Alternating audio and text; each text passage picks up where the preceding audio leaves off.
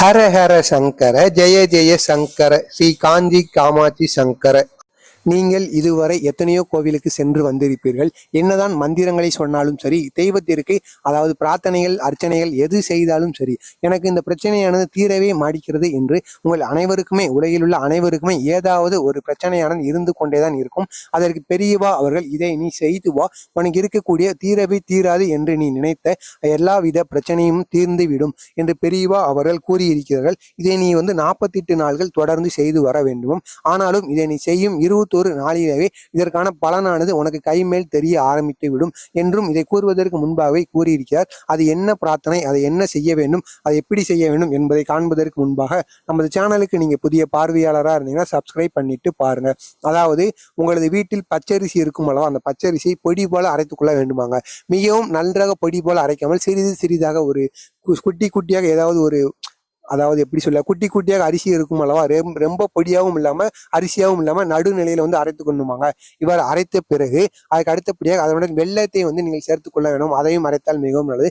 வெள்ளத்தை நீங்கள் சேர்த்து கொள்ள வேண்டும். இந்த இரண்டையும் சேர்த்து உங்களது வீட்டிற்கு வாசற்படி இருக்கும் அல்லவா, காலை நேரத்தில் ஒரு 4-5 மணிக்குள் நீங்கள் வாசற்படியில் இந்த இடத்துல நீங்க சென்று வைக்க வேண்டுமா.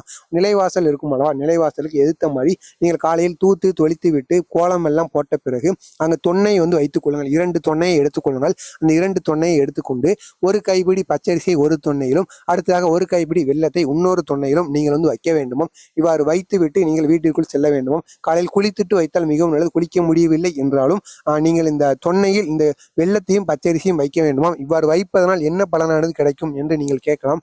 அதாவது 30 முக்கோடி தேவர்களும் நமது வீட்டிற்கு காலையில் 4 மணியிலிருந்து 6 மணி அளவிற்கு தான் நமது வீட்டு வாசற்படியில் வருவார்களாம். நீங்கள் அதாவது எறும்பிற்கும் ஜீவராசிகளுக்கும் நீங்கள் பச்சரிசியையும் இந்த வெள்ளத்தையும் நீங்கள் தானமாக வைத்திருக்கிறீர்கள் அல்லவா, இதனால் அந்த 30 கோடி தேவர்களின் மனதும் குளிர்ச்சி அடைந்து விடுமோம். அதனால் உங்களுக்கு தீர்வை தீராது இருக்கின்ற எல்லாவித பிரச்சனையும் தீர்ந்து விடுவாங்க.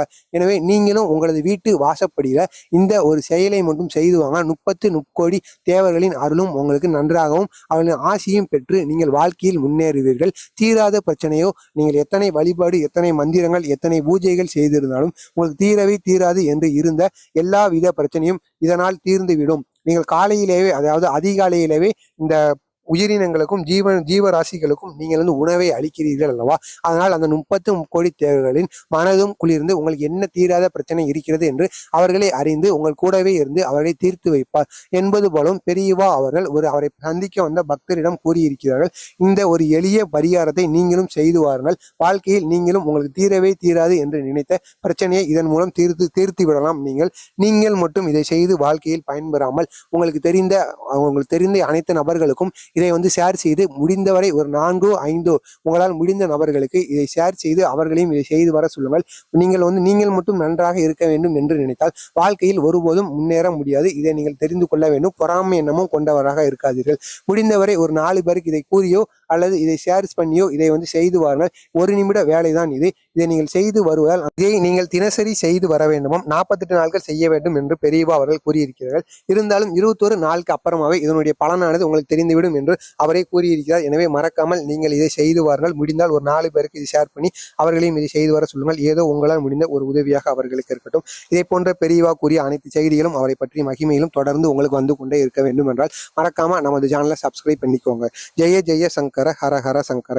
நன்றி, வணக்கம், மகிழ்ச்சி. நல்லதே நினையுங்கள். உங்களது வாழ்க்கையில் நல்லது மட்டுமே நடக்கும். எப்பொழுதும் பொறாமை எண்ணம் கொண்டவராக இருக்காதீர்கள். அடுத்தவருக்கு தீங்கு செய்ய வேண்டும் என்ற எண்ணமும் கொண்டவராக இருக்காதீர்கள்.